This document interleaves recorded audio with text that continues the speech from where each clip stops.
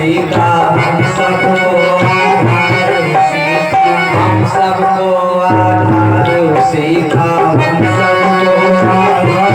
सीता माए पाले सहारे हो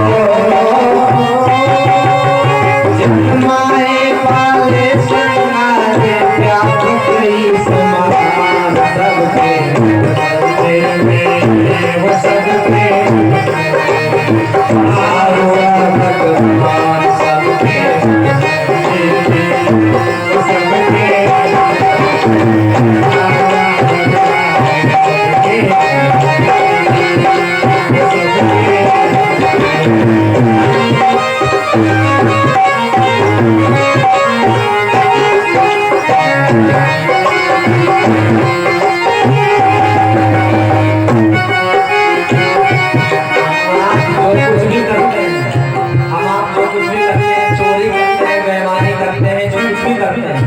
क्या भगवान नहीं जानते? सब जानते हैं, जो अंदर बैठा है वो तो सब जानते हैं।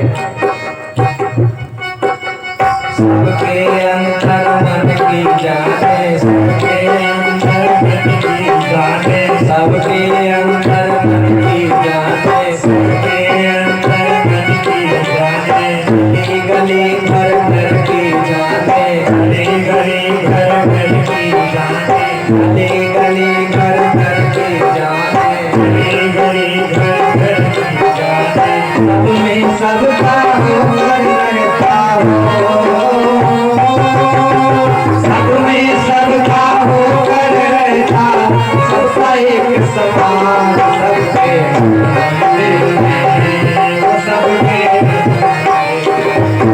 हुआ भगवान सबके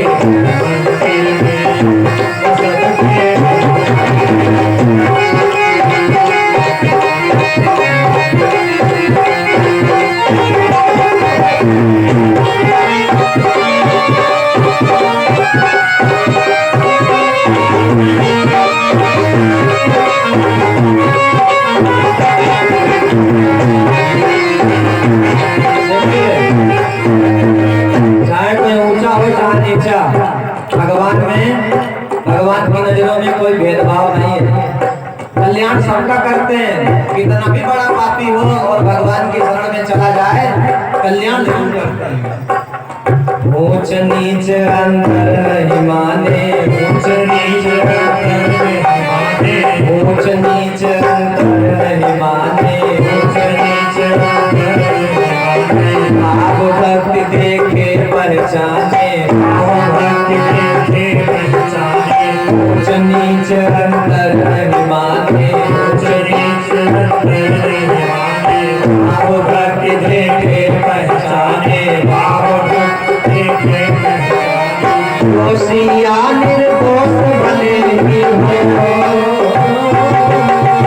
दोषी हो निर्देश भले ही करता है कल्याण सबके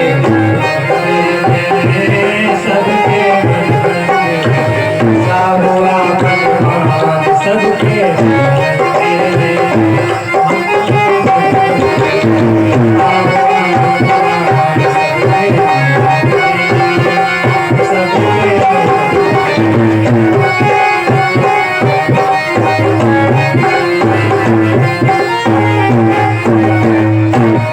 बोलिए वृंदावन बिहारी लाल की जय हो।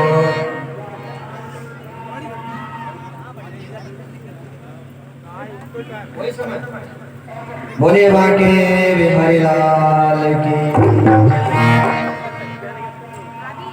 तो ध्रुव जी महाराज से सुनीति मैया ने कहा कि भगवान हर जगह है।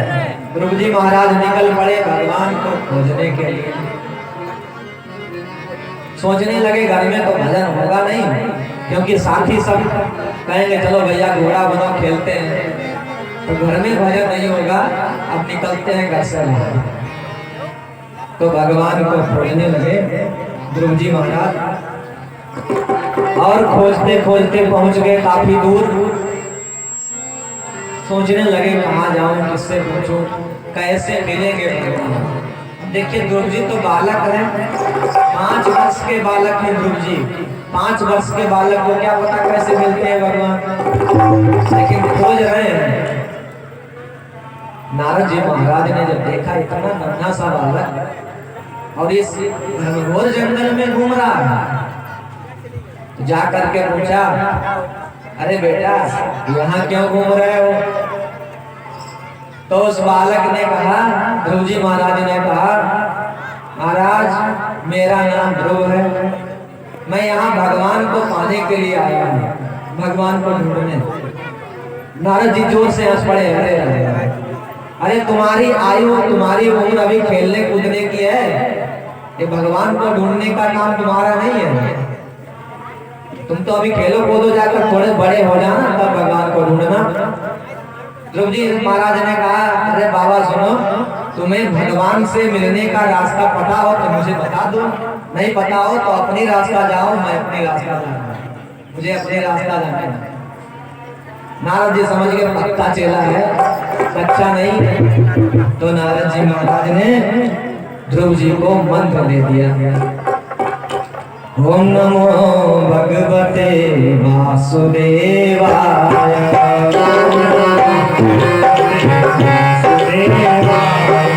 ओम नमो भगवते वासुदेवाय,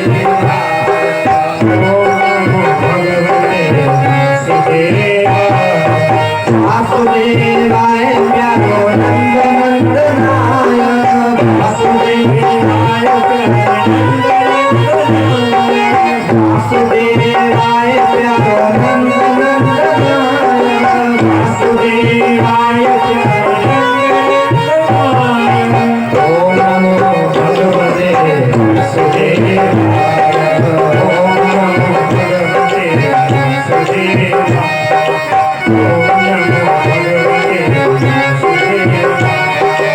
ओम नमो भगवते वासुदेवाय, ओम नमो भगवते वासुदेवाय।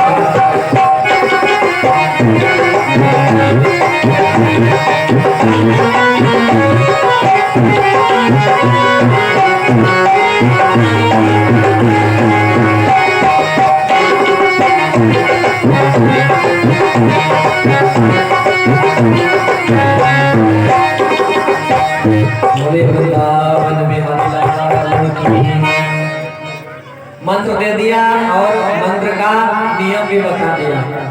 ध्रुव जी महाराज गए और मधुवन में यमुना के किनारे जाकर के बैठ गए और भगवान का मंत्र जाप करने लगे। धीरा क्रांते कपित्थ वदरासना। 3 दिन में 1 दिन फलाहार करना और 3 दिन तक बिल्कुल निराहार रहना, ये ध्रुव जी ने नियम दिया मंत्र जपते समय। 3 दिन में 1 दिन फलाहार करते और 3 दिन तक ऐसे निराहार रहकर मंत्र जाप करते। जैसे ही 1 माह पूरा हुआ, 1 महीना तक ये नियम चला। तपस्या का जब दूसरा माह लगा तो द्वितीयं तथा मासम षष्ठे बका। दूसरा महीना लगा तो 6 दिन में 1 बार। दूसरा महीना जैसे लगा तो 6 दिन में 1 बार क्या खाते हैं? फलाहार छोड़ दिया।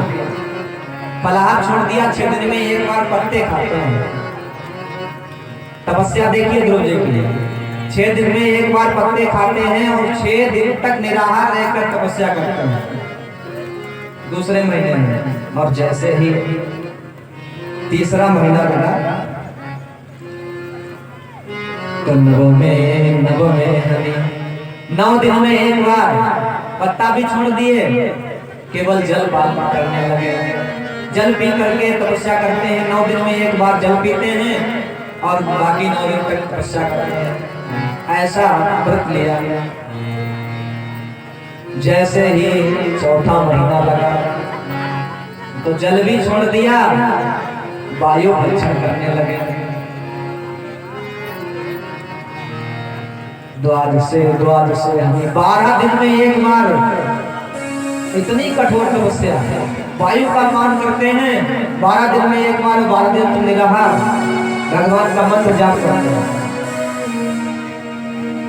और जैसे ही धीरे धीरे 5वां महीना लगा तो वायु भी छोड़ दी, ऐसा भयंकर प्राणायाम लगाया, श्वास को रोक लिया तो भूमंडल में सभी देवी देवताओं के श्वास रुक गए। सभी दौड़े दौड़े ब्रह्मा जी के पास गए। ब्रह्मा जी ने कहा चलो भैया भगवान नारायण के शरण में चलते हैं, क्योंकि उन्हीं का मंत्र जाप किया जा रहा है, वही कुछ समाधान करेंगे। सभी दौड़े दौड़े भगवान के पास आए, स्तुति गाने लगे, जय जय सुरनायक जन सुखदायक पाल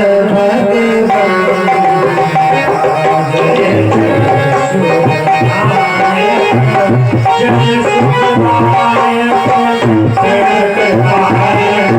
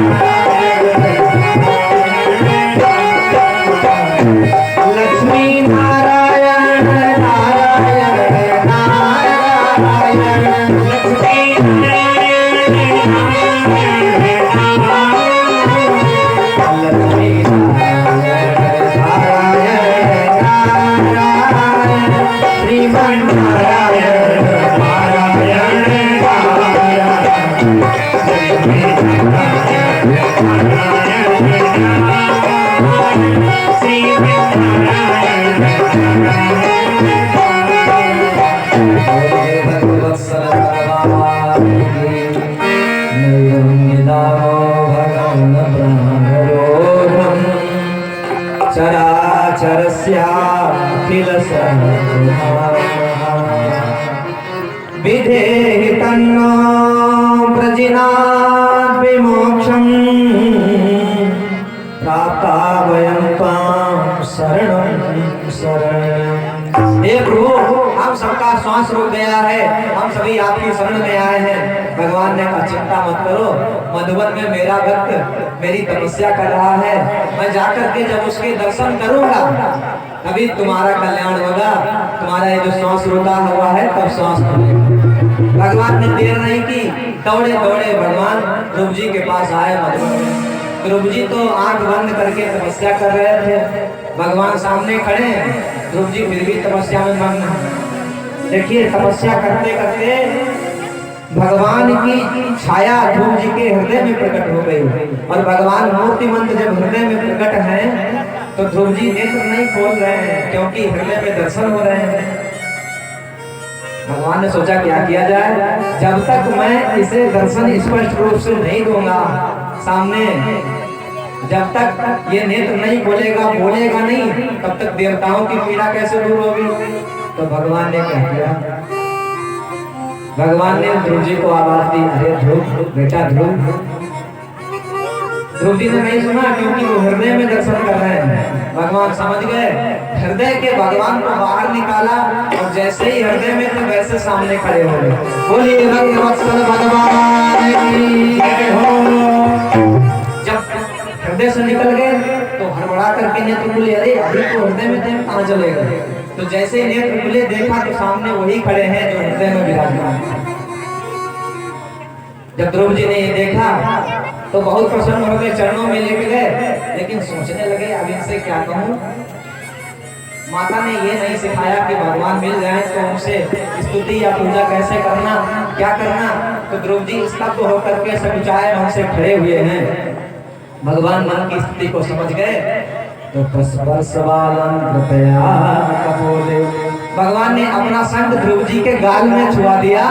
ध्रुव जी को समस्त शास्त्र वेदांत समस्त पुराणों का अध्ययन हो गया, और ध्रुव जी भगवान की स्तुति करने लगे। श्री राम भक्तवत्सल भगवान जय हो। ध्रुव जी ने बहुत स्तुति गाई, प्रभु से कहा प्रभु योंता प्रवेशमो वाच प्रभु मेरे मन में मेरे हृदय में जो बोलने की शक्ति है वो आपकी दी हुई है, हाथ पैरों में जो चलने की शक्ति है वो आपकी दी हुई है। अब जब सब कुछ आपने दिया है तो मैं आपको क्या दूं। हमने सुना है कि आपको ब्राह्मण लोग और सभी भक्त लोग भोग लगाते हैं, लेकिन जब सब आपका ही दिया हुआ है, मेरा कुछ नहीं है, तो आपको हम क्या दे दें? तेरा तुझको और क्या लागे मैं।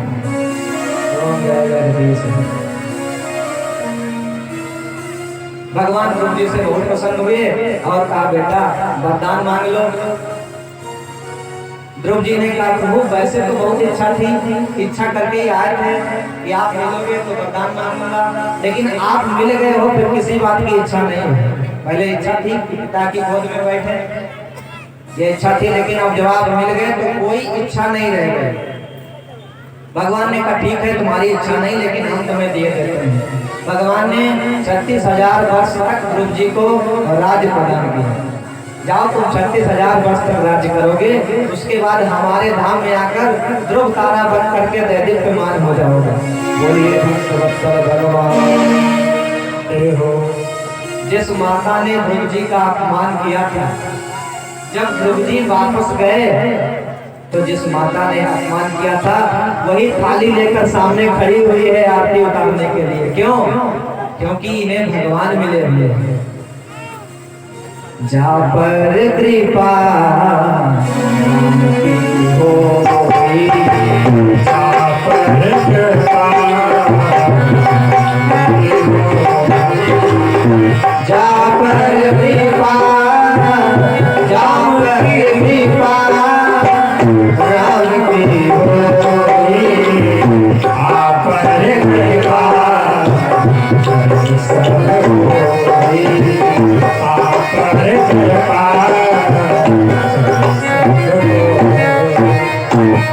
जिस पर भगवान की कृपा हो जाए उस पर सब कृपा करने लगते हैं।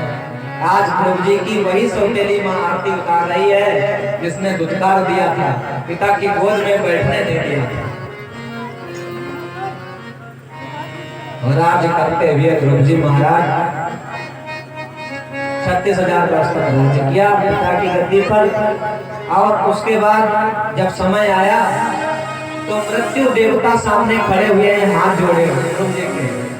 किसी के सामने मृत्यु हाथ जोड़ करके नहीं खड़ी होती, जब मौत आती है तुरंत ले जाती है, उठा करते हैं केन केन प्रकार मृत्यु जी ले जाती है जहाँ जैसे ले जाए। लेकिन ध्रुव जी के सामने मृत्यु देवता हाथ जोड़े खड़े हैं, काले काले मृत्यु देवता हैं। ध्रुव जी ने कहा भैया कौन हो? कहा प्रभु हम हैं मृत्यु। कहा तो क्या करें? बोले हमारा वरण कर दो, हमको स्वीकार कर लो। देखो मृत्यु हाथ जोड़े निवेदन कर रहे हैं अपना स्वीकार कर लो। क्यों ऐसा कह रहे हैं? क्योंकि ध्रुव जी भक्त बन गए हैं। तो क्या करें? बोले स्वीकार कर लो। ध्रुव जी ने कहा नीचे बैठ जाओ। ध्रुव जी मृत्यु देवता नीचे बैठ गए, आकाश से विमान आया और ध्रुव जी ने मृत्यु मूर्धनि पदम दत्वा, मृत्यु और मूर्धनि पदम दत्वा आरोहार भूतम हुए। मृत्यु के सर पर पैर रख करके ध्रुव जी शरीर के साथ भगवान के धाम को चले गए। बोलिए भक्त वत्सल भगवान की। रास्ते में जा रहे थे तो देखा बड़े उदास हो गए, तो भगवान के पास थे, उन्होंने कहा ध्रुव जी क्या बात है, इतना उदास क्यों हो? अरे मैं जल्दी जल्दी में अपनी मैया को तो धरती पर छोड़ाया, जिस मैया ने इतना ज्ञान दिया। तो ध्रुव जी से देवताओं ने, उन दूतों ने कहा देखो आगे। तो ध्रुव जी ने आगे देखा तो एक विमान में उनकी माता जी जा रही थी। बोलिए भक्त वत्सल भगवान की। ध्रुव सगलानी जप्यो हरि नामो, ध्रुव सगलानी जप्यो हरि नामो, ध्रुव सगलानी जप्यो हरि नामो, ध्रुव सगलानी जप्यो हरि नामो, आयो अचल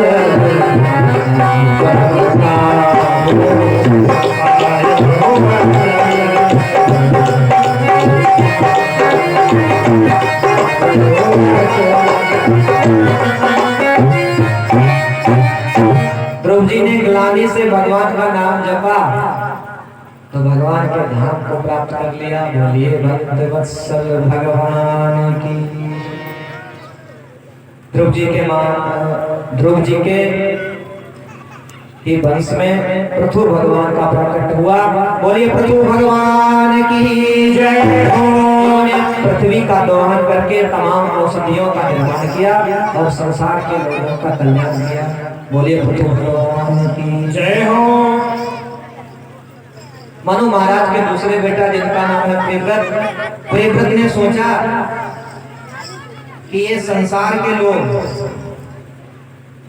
दिन में तो काम धंधा करते हैं और रात में विषय भोग करके सो जाते हैं, तो इन संसारियों लोगों का कैसे कल्याण होगा, इसलिए मैं रात होने नहीं दूंगा। तो एक तेजो में रथ का निर्माण किया। रथेन ज्योतिर्मयेन रजनी को मैं दिन कर दूंगा, ऐसा निर्णय लिया। और इतना तेज था उस रथ में कि 7 दिनों तक कहीं रात होने नहीं दी। दौड़ते रहे रथ में बैठ करके, संसार में कहीं रात नहीं हुई। तो मनु महाराज ने आकर के प्रियव्रत जी का हाथ पकड़ लिया, बेटा ये संसार का नियम है, प्रकृति से छेड़छाड़ करना बहुत खतरनाक है। आजकल भी छेड़छाड़ हो रही है, दुरुपयोग हो रहा है प्लास्टिक आदि के द्वारा, परमाणु बम आदि बन रहे हैं। जहाँ परमाणु बम गिर जाता है वहाँ अनेकों जन्म जन्मांतर की पीढ़ियां, कोई अपंग होता है, कोई लूला लंगड़ा ऐसा, तो ये प्रकृति से छेड़छाड़। बोलिए भगवत्सल भगवान की जय। प्रियव्रत का